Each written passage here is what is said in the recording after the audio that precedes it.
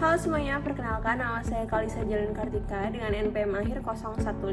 Pada kesempatan kali ini, saya akan membahas topik yang sangat relevan di dunia manajemen modern, yaitu manajemen persaingan dan kesejahteraan pekerja dalam platform digital di Indonesia.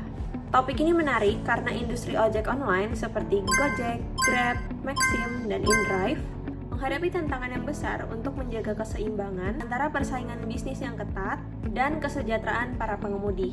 Seiring meningkatnya penggunaan aplikasi transportasi online, persaingan antar platform menjadi semakin ketat. Menurut laporan Reuters tanggal 20 Oktober 2025, Presiden Prabowo Subianto mengundang pimpinan Gojek, Grab, dan InDrive untuk memastikan adanya persaingan yang adil, sekaligus perlindungan bagi kesejahteraan pengemudi. Hal ini menunjukkan bahwa pemerintah mulai menyoroti pentingnya manajemen yang seimbang, bukan hanya untuk keuntungan perusahaan, tapi juga untuk keadilan sosial bagi mitra driver. Masalah utama yang muncul adalah penurunan pendapatan pengemudi akibat perang tarif dan promosi besar-besaran antar platform. Menurut Katadata 2024, rata-rata pendapatan pengemudi itu turun hingga 20% dalam 3 tahun terakhir. Data ini memperlihatkan bahwa pendapatan pengemudi Gojek dan Grab menurun tajam. Sementara Maxim dan InDrive sedikit naik karena strategi perekrutan agresif dan tarif rendah. Namun, persaingan seperti ini justru membuat margin pendapatan per pengemudi semakin tipis. Bahkan,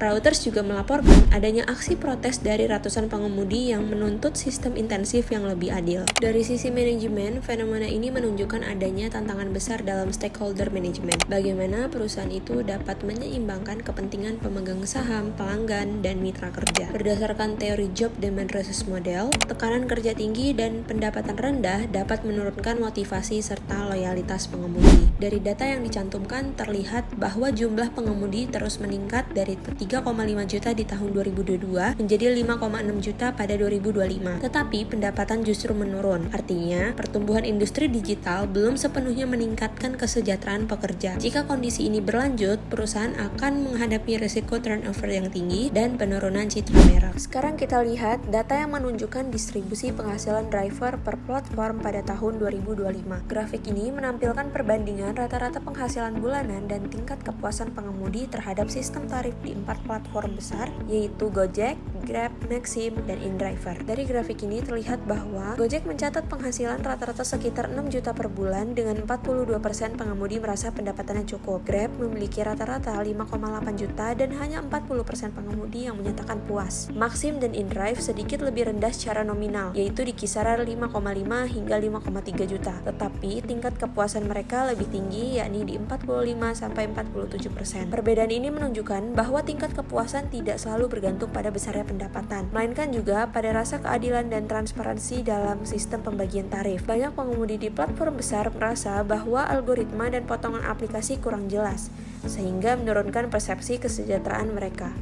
Menurut laporan Katadata 2024 dan Kompas 2024, kepuasan pengemudi cenderung menurun akibat ketidakseimbangan antara jam kerja dan pendapatan.